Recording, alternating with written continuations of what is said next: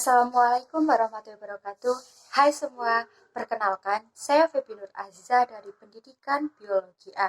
Di sini saya berkesempatan untuk berstorytelling mengenai buah khas Dieng, yaitu buah karika.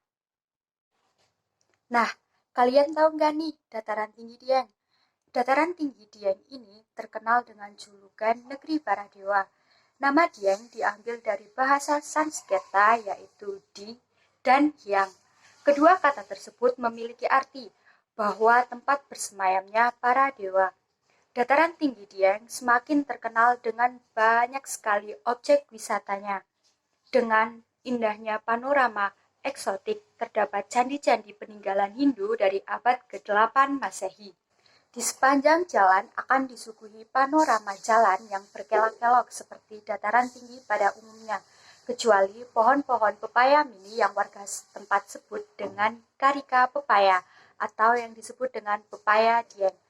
Nah, pepaya Dieng ini memiliki tinggi sekitar 2-3 meter. Itu mudah dijumpai di karangan perumahan penduduk, di kebun, atau ladang-ladang di lereng bukit. Pohon ini berbuah sepanjang tahun dan puncaknya sekitar pada bulan Maret sampai April ketika tanah masih cukup basah oleh hujan, tapi awan-awan tebal sudah mulai menepi. Nah, kalian tahu nggak nih apa karakteristik dari buah karika? Nah, karakteristik dari buah karika memiliki rasa yang asam dan sedikit manis, serta terdapat getah yang dapat menimbulkan rasa gatal pada kulit. Serta buah karika berbentuk bulat dengan ukuran panjang sekitar 6-10 cm dan berdiameter sekitar 4-5 cm. Daging karika bertekstur lebih keras dibanding dengan pepaya dan dagingnya memiliki warna kuning kejinggaan. Sentra produksi karika di Kecamatan Kejajar yang membawahi sebagian dataran tinggi Dieng di Wonosobo. Nah, ini dia taksonomi atau klasifikasi dari buah karika itu sendiri. Ada kingdom, phylum, kelas, ordo, family, genus, dan spesiesnya. Nah, kalian penasaran gak sih asal-usul dari buah karika itu sendiri? Jadi, pepaya Dieng ini sendiri adalah tumbuhan endemik di pegunungan Andes yang membentang dari Chili hingga Panama di daratan Amerika Selatan. Jadi, buah karika ini merupakan sepupu jenis pepaya lainnya yang juga berasal dari Amerika Latin. Nah, orang Spanyol pun memperkenalkannya ke berbagai penjuru dunia. Pemerintah kolonial Belanda membawanya ke Indonesia menjelang akhir abad ke-19. Namun, pepaya gunung itu baru dibawa masuk ke Indonesia pada tahun sekitar 1930-an. Orang Belanda memilih Dieng untuk uji cobanya karena tumbuhan yang memiliki sederet nama ini hanya bisa beradaptasi di daerah berketinggian sekitar 1.500 sampai 3.000 meter. Nah, banyak masyarakat mengira bahwa buah karika pepaya ini hanya ada di dataran tinggi Dieng. Namun ternyata karika ini tidak hanya ada di Dieng saja, namun di Bedugul, Bali juga ada buah karika yang disebut dengan gedang memedi. Namun di daerah Bedugul, Bali ini kurang dibudidayakan. Nah, perlu diingat ya teman-teman bahwa buah karika ini tidak bisa dikonsumsi secara langsung tanpa diolah terlebih dahulu jika tidak ingin merasa gatal. Karena pada buah karika ini terdapat getah yang dapat menimbulkan rasa gatal.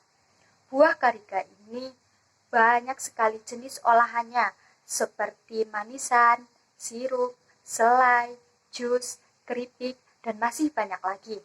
Di Wonosobo sendiri, buah karika diolah menjadi manisan yang terkenal di seluruh pelosok negeri.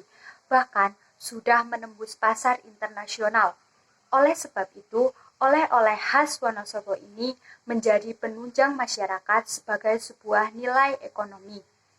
Manisan Garika ini bisa disimpan selama 1 hingga 1,5 tahun, sedangkan untuk kemasan gelas bisa bertahan selama 7 sampai 8 bulan, tentunya dengan bahan awetan yang alami.